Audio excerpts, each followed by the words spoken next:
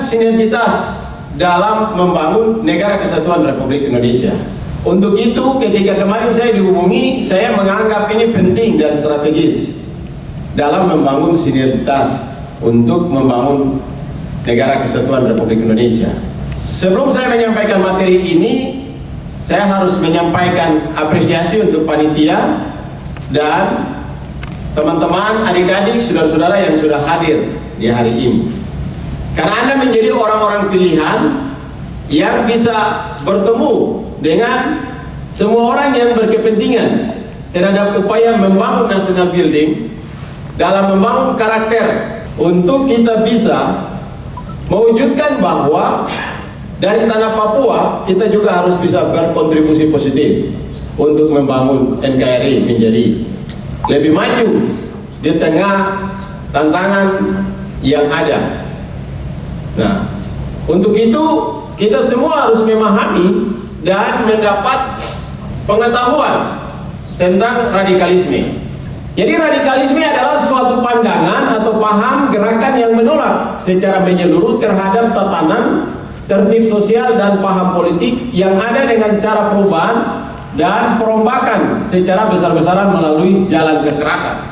Ada pemahaman lain menurut para ahli bahwa radikalisme adalah suatu ideologi, baik ide atau gagasan yang ingin melakukan perubahan pada sistem sosial dan politik dengan menggunakan kekerasan yang ekstrim. Ini ditegaskan oleh Pak Thohir Bawasir 2020. Kelompok radikal itu menginginkan perubahan yang cepat dan drastis. Jadi ini tanda dan ciri-ciri. Dalam penulisan yang dibuat oleh Pak Kartodirjo tahun 1985, dia menegaskan bahwa radikalisme adalah gerakan sosial yang menolak secara menyeluruh tertib sosial yang sedang berlangsung dan ditandai oleh kejengkelan moral yang kuat untuk menentang dan bermusuhan dengan kaum yang memiliki hak istimewa yang berkuasa. Nah, jadi dengan wawasan ini adik-adik nanti akan bisa memahami apa sesungguhnya pengertian radikalisme yang nanti juga akan dikontekstualisasikan dengan ketentuan undang-undang.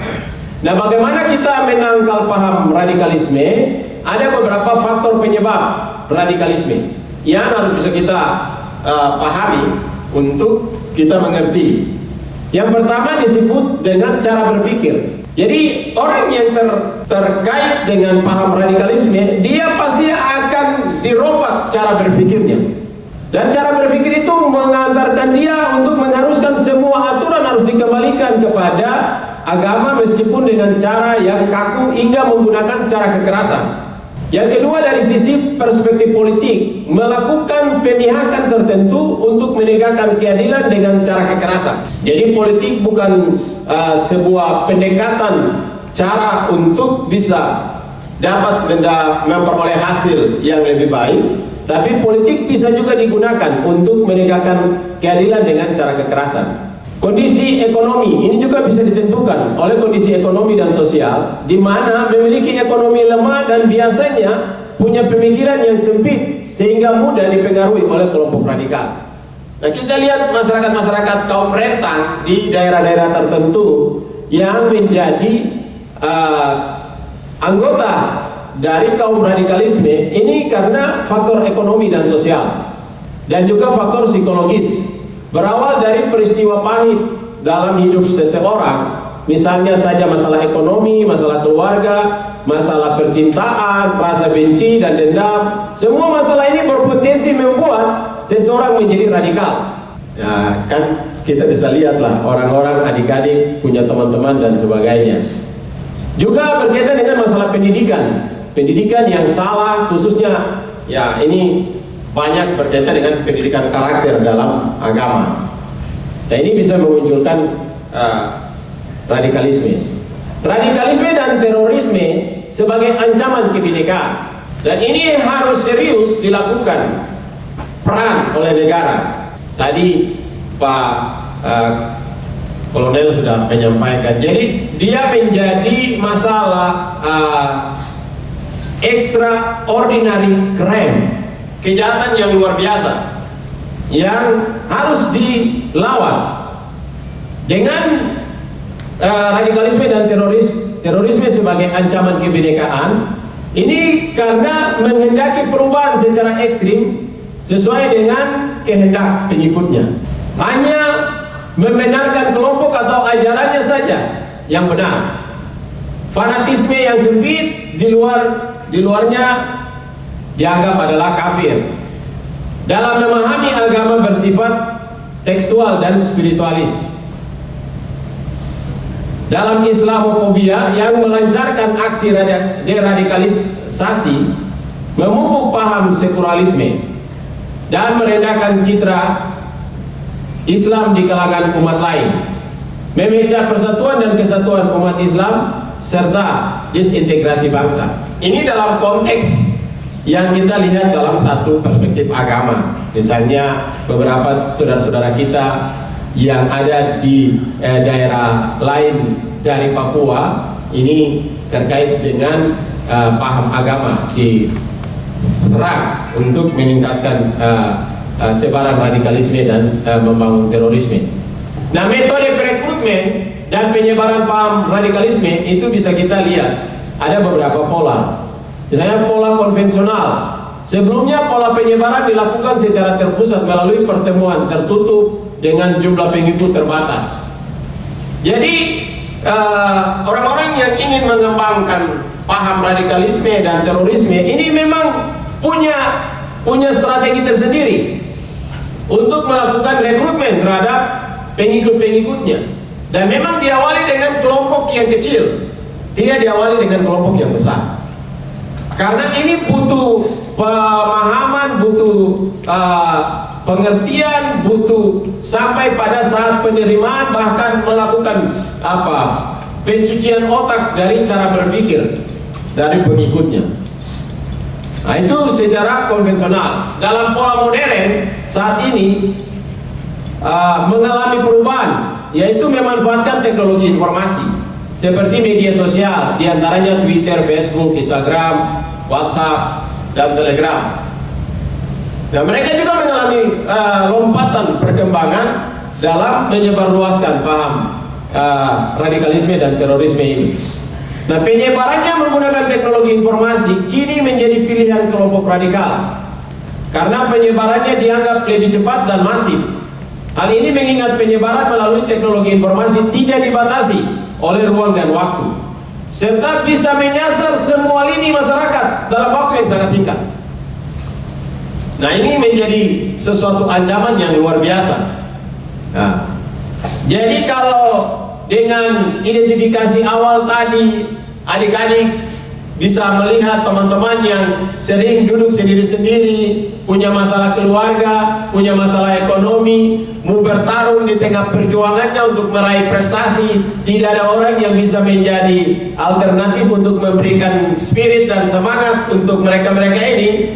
Ketika kelompok-kelompok ini mengetahui dan mengidentifikasi mereka, masuklah mereka secara pelan-pelan untuk membangun paham radikalisme dan terorisme ini berlangsung. Dan tentu karena mereka kerjanya juga dengan menggunakan jaringan, tentu semua yang menjadi hambatan dari personality yang mau didatangi itu pasti akan menerima, dikasih barang, dikasih ini dan sebagainya. Nah, ini strategi nasional pencegahan terorisme yang juga di Kementerian Hukum dan HAM kami lakukan. Ada beberapa hal yang harus bisa kita lakukan. Nah, di kelompok masyarakat itu kita punya tanggung jawab bersama.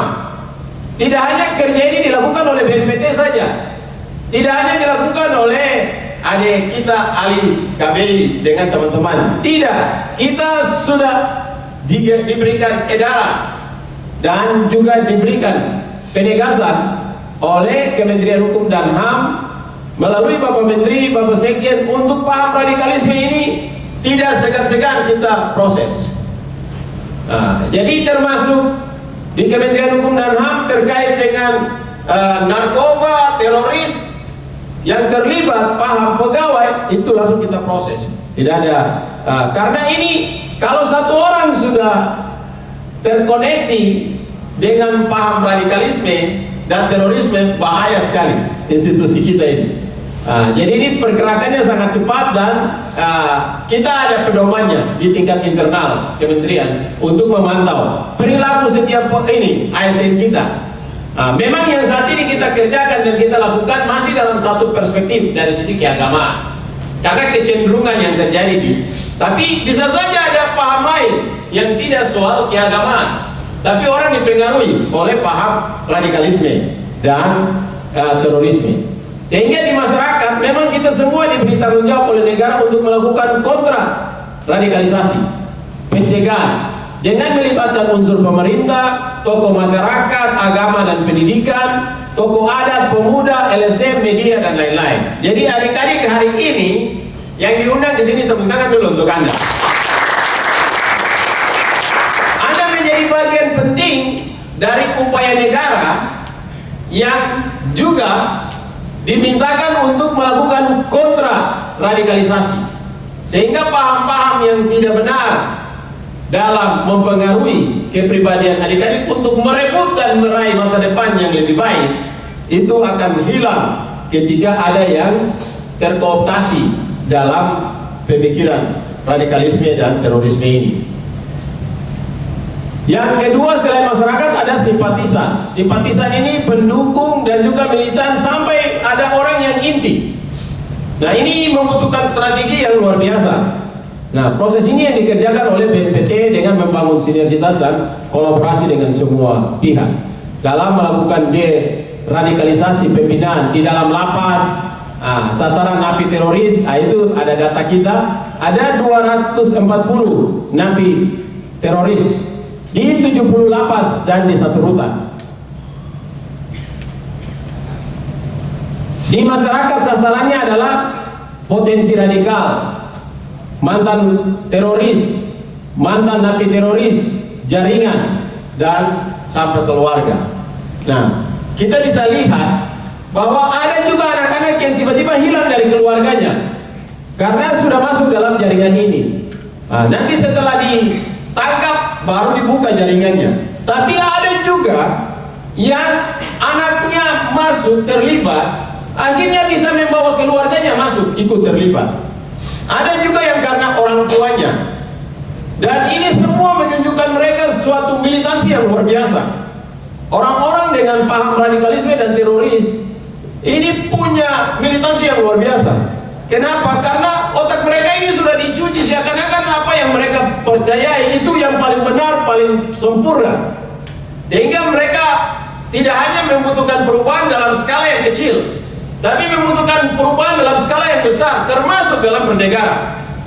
Nah, sehingga memang negara menganggap penting untuk melakukan strategi pencegahan teroris di Indonesia.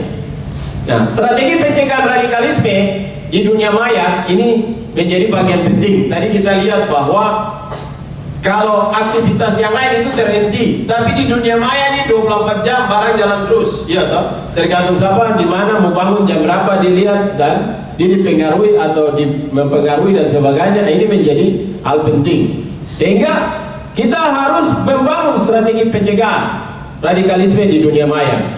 Jadi harus ada rekayasa teknologi. Misalnya pemerintah sudah melakukan penutupan situs, deregistrasi domain, penyaringan IP address, penyaringan konten, penyaringan secara engine. Nah, rekayasa sosial dan budaya, ada kontra ideologi, ada kontra propaganda, dan juga ada kontra narasi. Kita harus menyiapkan semua ini. Nah, sehingga proses-proses ini bisa berjalan. Nah, pendekatan juga kita lakukan di sisi offline, misalnya penguatan koordinasi kementerian dan lembaga. Hari ini menjadi wujud nyata ini. Nah, penggalangan terhadap komunitas, membangun jejaring komunitas, pemberian pelatihan internet damai terhadap generasi muda, pelibatan ulama dan tokoh agama dalam kampanye damai di dunia maya. Nah, juga kita melakukan monitoring media online, situs sosmed, pemberdayaan media informatif, pemberdayaan media edukatif, pemberdayaan portal jejaring komunitas damai, dan mensinergikan seluruhnya. Ini hal-hal yang harus kita lakukan dan harus terukur. Harus terukur sehingga kita bisa mengetahui. Nah, jadi proses-proses ini harus diidentifikasi. Semua penggambaran tentang proses radikalisme dan terorisme ini harus bisa kita identifikasi. Gambaran yang saya sampaikan ini paling banyak menggambarkan tentang penyebaran radikalisme dan terorisme dari sisi agama, tapi memanfaatkan beberapa hal. Nah, nanti kita harus buat mapping peta kita di Papua ini. Kalau terhadap unsur agama itu berkurang, berarti unsur radikalisme dan terorisme ini masuk pada paham yang mana. Nah, ini harus bisa dilakukan mapping. Nah, dan itu memang kita harus lakukan kontra narasi, karena pasti yang lawan kita banyak dong. Nah, yang lawan kita banyak, dan mereka menganggap bahwa pemahaman mereka jauh lebih baik dan benar. Nah, tapi kita harus membangun kemampuan kita untuk menguasai apa yang harus menjadi kita lakukan untuk membangun Papua lebih baik ke depan.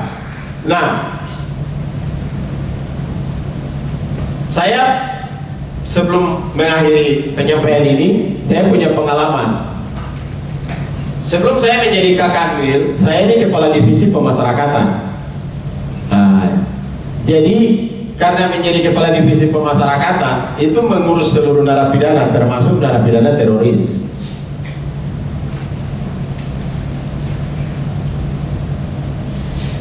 Nah, dalam kebijakan strategis di Kementerian Hukum dan HAM, Kementerian Hukum dan HAM itu sudah membuat beberapa kebijakan.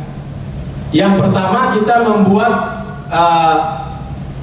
lapas khusus high risk terhadap narapidana-narapidana yang berisiko. Nah, risiko ini termasuk yang kita identifikasi di dalamnya terpapar paham radikalisme dan terorisme.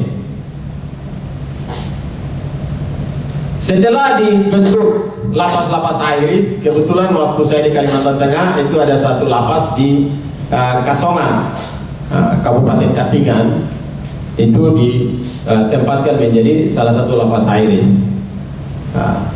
Jadi memang semua itu dibangun dengan sistem, perlengkapannya semua komputerisasi, dengan 1 sampai 2 orang itu satu kamar. Kalau sekarang di Nusa Kambangan itu ada dibangun 3 lapas khusus teroris di Pulau Nusa Kambangan. Jadi itu 1 orang 1 kamar. Semua keberadaan mereka itu dikontrol melalui teknologi informasi. Jadi pengawasannya semua dilakukan. Nah, memang tantangannya tidak mudah. Tantangannya tidak mudah karena mereka yang teroris dalam terpapar paham agama itu, sekalipun mereka ada di lapas, mereka harus berpikir lagi. Mereka harus berpikir untuk mensosialisasikan paham ini untuk narapidana yang lain. Apa mereka terima apa tidak? Ini sisa 5 menit ya. Tolong diingatkan. Ya. Dan proses itu memang luar biasa tantangannya. Tapi ketika saya di Kalimantan Tengah, saya pernah bersama-sama dengan beberapa pegawai, itu kita melakukan deradikalisasi terhadap 2 narapidana. Orang bertanya, masa saya yang Kristen bisa melakukan deradikalisasi terhadap narapidana teroris? Nah, kebetulan saya S2-nya kriminologi. Nah, kriminologi itu kita belajar tentang perilaku yang menjadi motif kenapa orang melakukan kejahatan. Nah, sehingga saya mulai mencoba untuk mendatangi mereka. Dan memang mereka itu tertutup. Kenapa dia tertutup? Dia tidak bisa mengkomunikasikan apapun ketika orang yang mau berkomunikasi dengan dia itu dia tidak kenal. Karena itu semua menyangkut kerahasiaan. Ideologinya mengajarkannya seperti begitu.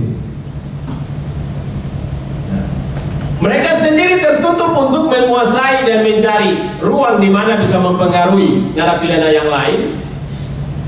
Tapi juga terhadap pegawai dan posisi mereka di dalam lapas itu.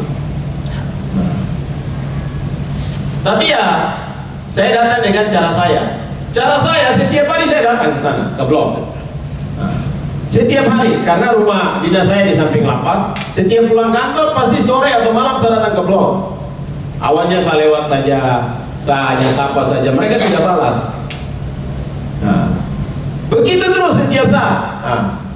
Sampai satu ketika dari sapaan saya itu mereka ada yang menyampaikan ke saya, "Bapak datang ke sini untuk apa?" Nah, saya bilang, "Saya ini kepala divisi pemasyarakatan. Anda ada di dalam wilayah kerja saya. Saya yang bisa menentukan Anda bisa bebas atau tidak." Nah, itu awal. Awal bagaimana komunikasi itu bisa kita lakukan. Dan proses itu akhirnya terjadi. Nah, saya mendapat beberapa informasi penting. Oh, ternyata mereka ini orang hebat. Hebatnya di mana? Karena mereka sangat menguasai doktrinisasi ideologi yang dibangun dalam perspektif mereka. Sangat menguasai. Nah, ketika kita mulai bicara dalam konteks yang lebih mendalam, ini bukan pengetahuan yang saya miliki, karena ini sudah masuk dalam konteks agama. Tapi informasi itu menjadi penting. Sehingga waktu saya keluar, saya bilang sama Kalapas, cari kiai yang punya kemampuan ideologi yang setara dengan mereka. Biar datang, nanti kita fasilitasi. Dan proses itu berjalan. Memang butuh waktu yang lama untuk mengobati orang yang terpapar paham radikalisme dan terorisme. Ini bukan waktu yang mudah, sangat lama. Tapi proses itu akhirnya berjalan sampai bisa kita membawa mereka menjalani program deradikalisasi kerjasama dengan BNPT. Nah, itu menjadi satu contoh. Nah, kebetulan saya sudah menulis 2 buku. Semoga buku ketiga itu antara narkoba dan terorisme ini bisa masuk di dalam itu juga. Jadi itu memang membutuhkan kiat khusus untuk bisa kita mengobati mereka yang terpapar radikalisme dan terorisme yang ada di Indonesia. Dan tentu saat ini terakhir Papua membutuhkan adik-adik semua. Oke? Papua hari ini, Papua besok, dan Papua yang akan datang itu membutuhkan adik-adik hari ini. Untuk itu, pemahaman terhadap radikalisme dan terorisme ini harus bisa dipahami dengan baik. Sehingga adik-adik tidak boleh terpengaruh dengan siapapun. Lihat hidupmu, lihat peluang dan kesempatan untuk meraih kesempatan ini untuk menjadi orang sukses.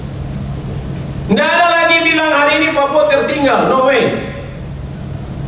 Hari ini orang yang bisa bergerak dengan memanfaatkan momentum yang terbaik, dia akan menjadi orang-orang unggul untuk bisa bertarung. Kita diberikan kesempatan yang sama. Yang terjadi di Papua itu banyak hal yang belum diperlengkapi, sehingga kesempatan itu adik-adik memiliki kompetensi supaya kalau bertarung itu bisa bertarung dengan semua orang. Tapi karena tidak ada kesempatan dan edukasi yang baik, sehingga adik-adik bertarung sendiri-sendiri, betul toh? Karena bertarung sendiri-sendiri, terus tidak ada dukungan lagi, harapan putus di tengah jalan begitu. Tapi kita kan punya Tuhan begitu, ya kan? Kita semua hidup ini bersyukur karena Tuhan memberikan kita karunia untuk menikmati hari yang baru, nafas kehidupan, kekuatan untuk bekerja dan melakukan sesuatu. Tadi di salah satu grup Spirit Papua saya kirim, banyak yang memberikan apresiasi. Tapi banyak juga yang tidak pahami bagaimana saya menolong supaya ada SDM orang Papua juga yang bisa tampil menjadi pemimpin masa depan Papua. Orang baru bicara hari ini tentang mengelola pendidikan, mengelola beasiswa yang juga amburadul dan sebagainya. Kami Kementerian Hukum dan HAM, saya sudah loloskan puluhan anak-anak Papua untuk menjadi taruna Politeknik Imigrasi dan Politeknik Pemasyarakatan. Dan 20 tahun ke depan orang Papua tidak sulit lagi untuk jadi kalapas, jadi kepala kantor imigrasi. Karena kita sudah bekerja menyiapkan mereka dari sekarang. Nah, ini semua harus datang dari itikat baik kita. Nah, dari komitmen kita, dari integritas kita. Nah, makanya saya buat itu narasinya. Menjadi pemimpin perubahan dan inovasi ini menjadi kebutuhan hari ini. Inovasi belum tentu didukung oleh semua jajaran. Inovasi butuh sosialisasi. Inovasi harus dikerjakan dan terus dikawal. Inovasi mungkin saat ini tidak diketahui manfaatnya karena butuh proses. Inovasi akan terwujud dalam jangka panjang, baru disadari bahwa inovasi selalu dilakukan dari menjawab suatu masalah dan tantangan kinerja untuk melakukan perubahan. Nah, jadi kita bertarung sekarang di tengah peluang dan kesempatan yang diberikan oleh negara bagi kita untuk harus masuk di dalam perubahan negara ini. Indonesia 2023 menuju 2035 akan mengalami bonus demografi.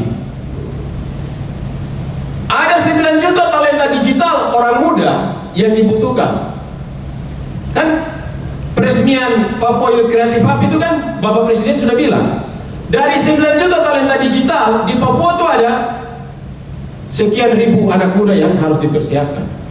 Tugas siapa? Ya tugas pemerintah, tugas keluarga, tugas anak muda, tugas semua lembaga, tugas semua penyelenggara negara. Supaya apa? Supaya kita merebut ini. Nah, merebut ini tentu membutuhkan kompetensi dari SDM unggul. Ya, jadi Papua ke depan itu kita butuh dibangun oleh anak-anak Papua yang punya SDM unggul. Pertanyaannya, apakah kita tidak bisa menciptakan SDM unggul? Bisa. Siapa yang bilang tidak bisa? Nah, makanya tadi pagi saya bilang, jangan slogan Papua orang bisa itu hanya berakhir setelah Papua menjuarai PON saja. Harus terus didengarkan. Papua kita bisa, termasuk bisa juga dalam membasmi pemahaman terorisme dan radikalisme di tanah Papua. Bisa. Ini negara akan memikirkan kesejahteraan. Negara memastikan perlindungan hak asasi manusia. Negara memberikan kepastian supaya semua orang yang berpendidikan harus meraih kesuksesan. Nah, semua peluang negara ini dikerjakan oleh birokrasi yang harus bisa kita kerja dengan membangun sinergitas dan kolaborasi. Nah, ini menjadi penting. Jadi adik-adik tidak boleh berkecil hati, tidak boleh merasa tidak percaya diri. Jangan. Nah, kita ini dikaruniakan Tuhan dengan lahir yang sempurna. Kesempurnaan itu harus direbut dengan kerja keras kita. Jangan lihat masa lalu, tapi berpikir untuk meraih peluang yang ada. Kehadiran saya hari ini memotivasi adik-adik, dan Anda harus menjadi agen penting, agen of change, agen perubahan untuk membantu saudara Ali KBI dan teman-teman Denny dan kita semua untuk bisa bekerja bersinergi, termasuk dalam membasmi paham radikalisme dan terorisme yang ada di tanah Papua. Kita harus bisa, orang harus bisa untuk meraih perubahan pembangunan Papua ke depan. Karena ada waktu dan saatnya Anda yang menentukan perubahan itu.